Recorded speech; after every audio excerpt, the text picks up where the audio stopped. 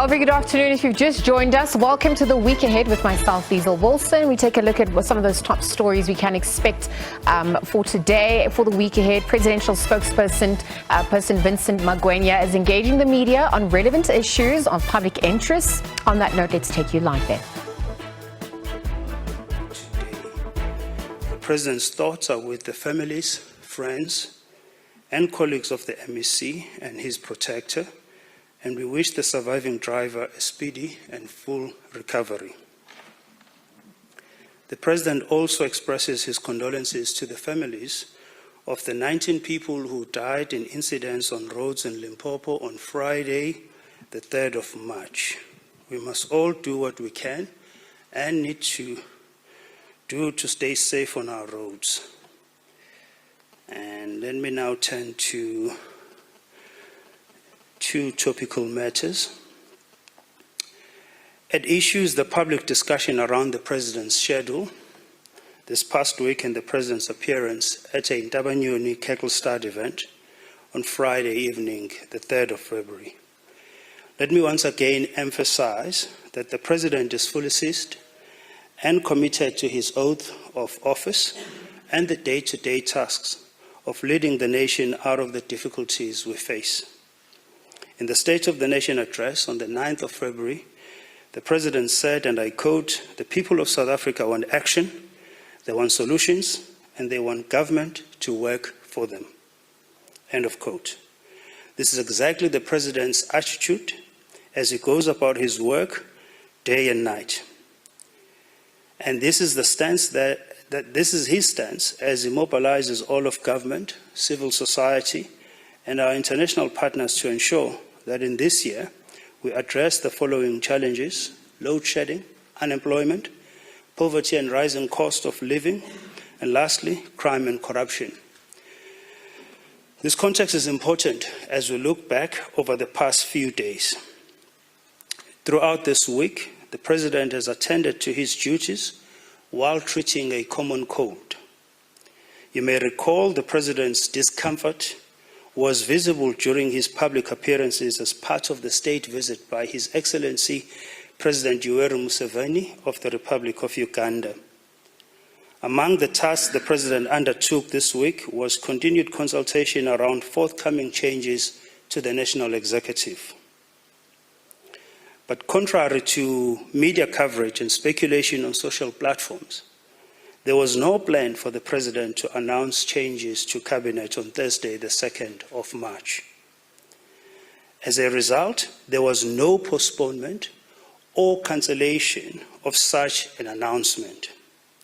On Friday, the 3rd of March, President Ramaphosa honored an engagement of the Ntabanyoni Kekelstad. This was a dinner preceding an annual auction. The dates for these events were scheduled a number of months ago. In view of his discomfort, the President made a brief stop at Friday's dinner to greet guests. President Ramaphosa did not attend the auction itself the following day, as his cold persisted and required that he should rest. The accusations and misinformation we've seen around this matter are therefore completely unjustified. While he is still nursing his common cold, the President is finalizing his reconfiguration of the National Executive. Furthermore, there have been parliamentary processes, such as the swearing in of certain members of Parliament, that the President needed to take account of whilst he is finalizing the formation of the Executive. The President appreciates the importance of putting in place a National Executive that will build on the commitments government has made for faster growth through our investment drive, economic reforms, public employment programs, and expanding infrastructure programs. Having exercised his constitutional prerogative, the President will announce the new National Executive at 7 p.m. tomorrow, Monday, the 6th of March, 2023. This will reinforce government's focus, as the President said in SONA, on those actions that will make a meaningful difference now, that will enable real progress within the next year, that will lay a foundation for a sustained recovery into the future. At this stage, I'll open the floor to questions, colleagues. Thank you.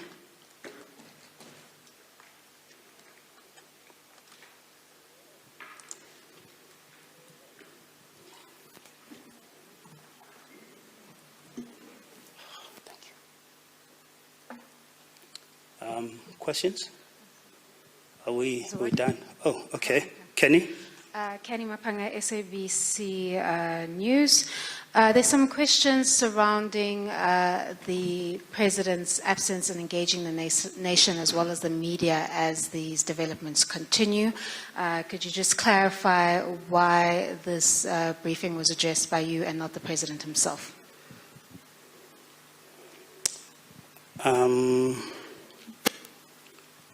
Just repeat that question again, Kenny. Please. In this period of anxiety, members of the public were anxious and wanted to hear from the President amidst this confusion and speculation around these different appointments that they expect to happen. Just provide clarity on why we haven't heard from the President himself to date. Okay, so I've just confirmed now that the President will announce the new National Executive tomorrow at 7 p.m. That will be Monday, the 6th of March. I think your question is unfortunately informed by the wave of speculation that has been doing the rounds. And we have a number of times clarified this matter, that A, there was never any set date for the President to announce the reconfiguration of the National Executive. There was never any deadline. This is an exercise of his prerogative. I've just stated now that he has been in consultations, and furthermore, there's been other parliamentary processes where certain members have been sworn in, and the President needed to take account of that process. So I wouldn't characterize this period as the President being absent.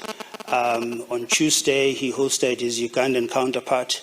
There was a brief media interaction. Thereafter, he continued with his duties. So I'm not quite sure what will inform the characterization that he's been absent. He's been at work, notwithstanding the common cold that continues to persist. And we've clarified that the cold has not in any way prevented him from fulfilling his duties, and he continues to be at work. Mr. Pamandla.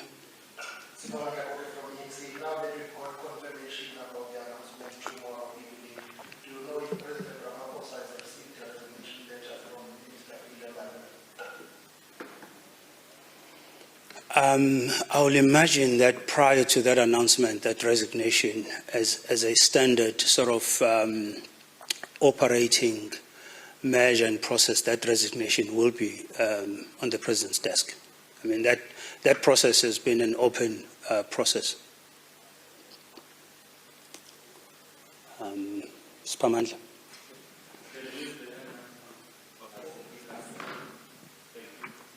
Yes, Siphamandla Lekoke from ENCA again. I know you do not speak on behalf of the governing African National Congress, you speak for the President, but the Secretary General of the ANC had said the issue of the reconfiguration of the executive would have been concluded by the end of February. In consultations, do you know what has taken so long? I know the President did not give the date when he intends to do that. You have confirmed now that he will do it tomorrow. But one would assume that as a deployee of the governing African National Congress, he would have been in sync with what the ANC would have wanted him to do. There was an expectation that it was going to happen by the end of February. Any indication what took so long? Is it the consultations? Bearing in mind that it's his prerogative anyway to decide when and how to do it. Pamandla, I'm not quite certain what will have informed or what will inform the assertion that it has taken this long. If I recall very well, and I stand to be corrected, I also heard the Secretary General of the governing party saying that the president will exercise his prerogative in time and pleading with your colleagues to be patient. So I'm not quite sure which of those do you want me to respond to, but that's the statement that I also had coming from him. So again, I think it's quite unfortunate that we've had this unwarranted wave of speculation on a matter that the president was always going to conclude based on the need, the urgency, as well as his undertaking that he will do so. So we cannot comment much on speculation that has been, driven by your colleagues and driven by who knows else, except to just emphasize what the president has said and emphasize what the president has committed to.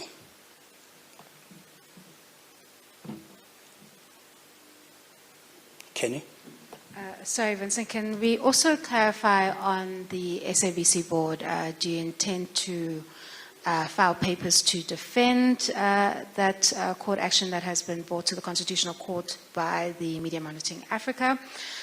When can we expect that that will be finalized, and what exactly is the clarity-seeking exercise with certain candidates that have been shortlisted that you are seeking clarity on from Parliament? Kenny, because that matter is now in court, I'm going to be restrained in how much I say and I share about it.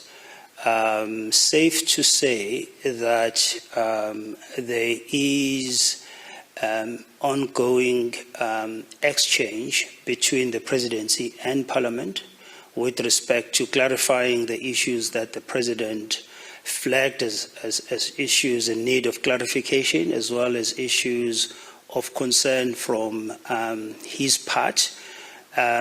Hopefully, we should be in a position to announce the SABC board once those matters have been clarified. With respect to the court papers, yes, the legal team is working on those court papers, and they will be filed in time. Speaking of courts, I know last week you did touch on the Concord Direct Access matter, and you said you would sit with or rather the President would sit with the legal team to weigh out the options. Have you decided to take the matter to the High Court? Has a decision been made by the legal team regarding how to take this matter forward? Sure. No, the decision has not been made yet with regard to that matter, but a decision will be made in due course, and we will inform you once that decision has been made, and the necessary processes will ensue after the decision has been made. Okay, now that the date has been given, I think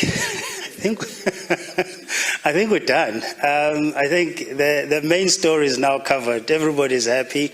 Spamandla can go to his Shisanyama, unless there's one question, but I think we can call it a day.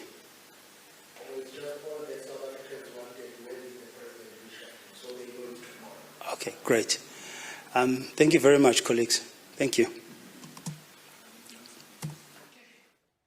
All right, so presidential spokesperson Vincent Magwenya is engaging the media on relevant issues of public interest. We just heard that the president is set to announce cabinet changes tomorrow, taking place at 7 p.m. today. Just also addressing some of the other issues that, some of the media had questions about. So we'll leave that for now. It ends there. We'll take a quick ad break. We continue with the week ahead after this. Stay tuned.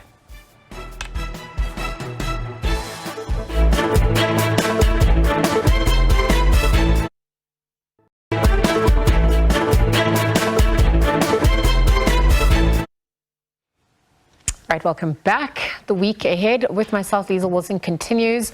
In other news, some members of the ANC in the Naka Modiri Mulema region in the Northwest Province say that divisions within the ANC continue to deepen. So they say that some branch general meetings have not yet been convened since after the election of the current provincial executive committee of the party last year.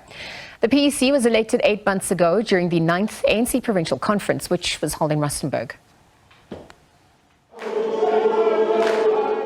Scores of ANC members attending Ngakamudiri Molema Regional General Council, an ANC deployee to the northwest, Soviet Lekhanyan and Gwen Ramokgopa, also in attendance.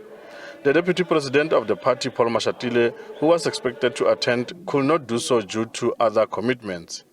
The purpose of the meeting was to brief branches about the party's national conference resolutions. But some members attending the council say cracks within the ANC in the province are deepening. I am requesting Secretary General to come to the northwest and intervene, because if we can go to elections divided, we will not see any progress, because some of the branches have been rigged. We want the ANC to unite to go for elections, because of we can't go to elections in a divided ANC because of there are coalitions all over the country. However, the ANC says it will still engage with the branches to assess the state of the party in the province. We are new as members of the NEC. We are new deployed to this province. We are going to get reports from the formal structures of the ANC about the life and the health of the organization. I think once we have interacted with them, we know what the state of the organization is in the province. We can be able to make a statement through the office of the Secretary General if it is so required. Lekhanyan says they still need to meet with the PEC about outstanding issues. Once we have a full report about where the province is, what progress has been made since their last provincial conference, the two regions that have gone to conferences, what progress have they made since their regional conferences, and the two outstanding conferences at Bujanala and Kenneth Kaunda. We will get to know when are those conferences sitting, and for sure as we continue to frequent the province, we will get to know it better and also provide sufficient answers to whatever questions may be asked today or in future. Other regional general councils will continue on Sunday in Dr. Ritsu Homotsi Mompati region comprising of Vryburg and Dr. Kenneth Kaunda regions comprising of Potchefstroom and Klerksdorp amongst others. Zebulon Maini, SABC News, Mahikeng. Free State Education MEC Tate Makwe and his bodyguard have been killed in a car crash on the N1 outside Wynberg in the early hours of this morning. Emergency personnel used the jaws of life to get to the three people trapped inside the vehicle. Makwe and the bodyguard were declared dead on the scene. The driver of the vehicle sustained moderate injuries and was taken to the Wynberg hospital. Today we wake up to the devastating news of the passing of Education MEC Dr. Tate Makwe, who took office in 2009 as the MEC for Education. Tate Makwe really revolutionized education in the Free State. He made education fashionable. He was a winner. He was a victor, putting the Free State in the top position 4 years running, and in total 7 years. I have with me the Premier of the Free State, Mr. Mxolisi Dukwana, who is just going to talk to us a little bit about Tate Makwe, the man, and Tate Makwe, the politician. Premier, a really, really dark cloud over the Free State today. The entire province obviously reeling in shock over this devastating news. What can you say about this? Yeah, it is very bad indeed. It is a sad day, and especially because of the character the man is, and I'm using this deliberately instead of referring to him as in the past, because whatever he stood for remains with us even at this moment as we speak about him as the man who played a very significant role. I started working with him in the ANC way back in 1993 to be exact, when we were in the Northern Free State region, and he actually demonstrated resilience, great thinking person, and a smart individual, but very tough And we continued. He's the longest serving member of the legislature as we speak. He came in 1994, and he has been a member since up until this moment. And this is very, very devastating indeed, for especially the role the man has been playing. As you know, when he was MEC for agriculture, he was good. When he was MEC for finance, treasury, he was one of the best. And education, he demonstrated also that wherever he was deployed, he really showed his mettle. And in the ANC, he has been very instrumental in many of our successes as an organization in the elections work. And I mean, there are no words that can actually sum up his contribution to the ANC and to the people of South Africa. Let's talk a little bit about his work ethic. I mean, in the past 4 years alone, he brought the Free State to the #1 position in terms of the matriculants. He has done so much to inspire hope for the township learners. I know that he always used to talk about putting the child first and ensuring that those children who come from township schools get the quality education that any other learner should get in the country. This is obviously a loss to the province, but I just want you to go a little bit into his work ethic and his passion for education. Tate is a hard worker. He's a hard worker in many ways. And he demonstrated all this throughout his work and through, as I said, in the ANC and also in the community he served. He really enjoyed working hard and extremely hard and pushing himself to the limit. And you can see throughout his deployments in any field, as I said, he would do everything to be the best. He's the winner, and we lost a great man indeed. Your message to the family and the people of the Free State at large? Yeah, when we were woken up to this devastating news, the first thing that we could think about was his wife and his children. And with the DG, we really moved and went to the family. We have already met Sis Ivy and then the daughter. We worried about the son because he was still in Joburg, but we made arrangements for him to be picked up. This is a family that we know, the family that we have worked with. And when we arrived, we were staying together, all of us and many other comrades. So we know one another, each other.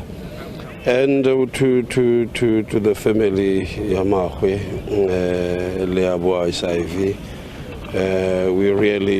we have no words to describe how we feel, and we can imagine how they feel also. But we only know that God never makes a mistake, and we can only hope that He will actually be with them. And we wish them, strength during this difficult time, and hope that they will go through this in understanding that they have the support of the people of the Free State and the government of the Free State. I know that it's still early days, but any information about memorial service, funeral service? It is early, but what we will be doing, we had other activities that we were planning. We would make announcements, especially with regard to the budget vote that we were to table and many other activities, especially in the ANC as well as in government, just to really, honor and give some dignity to the man and his work.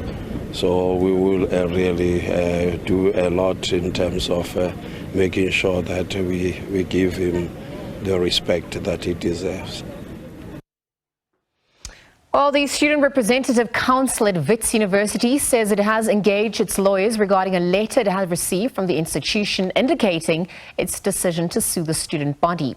Wits management says it has issued multiple suspension orders to those who contravened the university rules. This follows the interruption of some lectures on the Wits main campus in Braamfontein in Johannesburg. Students embarked on protests from Tuesday last week, demanding that all students with historic debt be allowed to register for the new academic year. Wits University SRC says the institution has money and can afford to accommodate the students' demands, including allowing students with historic debt to register for the new academic year. Meanwhile, in other news, the fraud and corruption trial of former eThekwini Mayor Zandile Gumede and her 21 co-accused will be back in the High Court in Durban on Monday. Now, the case relates to a multi-million rand Durban solid waste tender awarded by the eThekwini municipality back in 2016. Gumede and her 21 co-accused, including former municipal manager Sipho Nzuza, face a litany of charges including corruption, fraud, money laundering and contravening the Municipal Finance Management Act. They have all pleaded not guilty. Gumede and her 21 co-accused last appeared in court in August last year. The state alleges that the procurement process was manipulated to channel contracts to specific companies for the benefits of certain councillors and business organizations to garner political support. The state withdrew about 150 counts against the accused. They initially faced over 2,000 charges. Before postponing the matter to the 6th of March, the presiding judge stressed to all parties that no further postponements of the trial would be entertained. Gumede, a former eThekwini mayor and current member of the provincial legislature, was arrested in 2019. She is accused of receiving kickbacks to the tune of over 2 million rand from businesses that were awarded the contract by the municipality. This was allegedly done to secure her influence in the procurement process. Gumede has denied all the charges against her, saying it's a political conspiracy to tarnish her image. Firstly, I was not the executive mayor.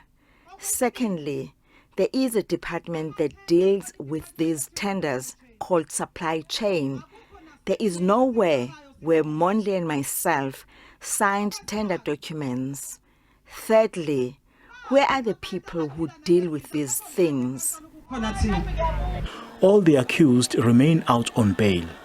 Simpiwe Makanya, SABC News, Durban.